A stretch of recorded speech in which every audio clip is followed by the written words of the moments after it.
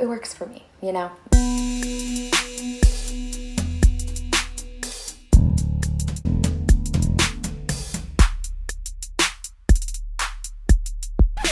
Hey beauties, welcome back to my channel, and if you're new here, make sure you hit that subscribe button. So as you guys may or may not know, I'm a licensed esthetician and I was also a makeup artist for MAC for 6 years. So with that being said, throughout the years I've acquired quite a bit of a collection of makeup and makeup brushes, and I've also learned some tips and tricks of how to cleanse them properly in between usage, also deep cleansing them. I have some real haired brushes, how to properly take care and maintain those.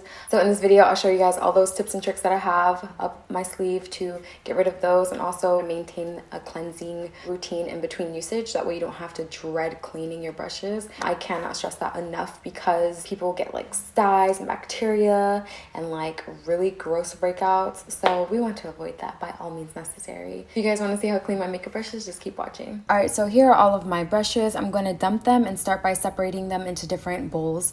One being smaller shadow brushes, the second one being bigger powder brushes, and the last one are my dense and bulky brushes. So the perfect solution I've come to find is baby soap and shampoo, dish soap, and extra virgin olive oil. I start by drizzling some of the dish soap into the containers, 5 pumps of the baby soap and shampoo, and then 1 teaspoon of olive oil in each.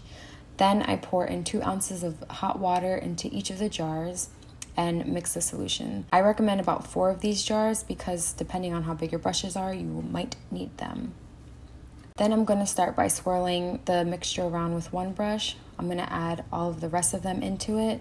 When I tell you this soaks and sucks out all of the makeup within a matter of minutes, you guys are going to be truly amazed.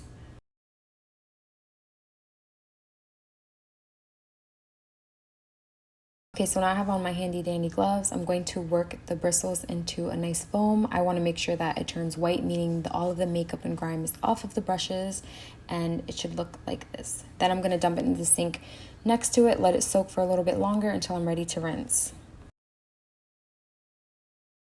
So the bigger brushes might take up more space, which is why I said you might need additional jars, but once they're in the solution, within seconds, all of the makeup and stuff is coming off.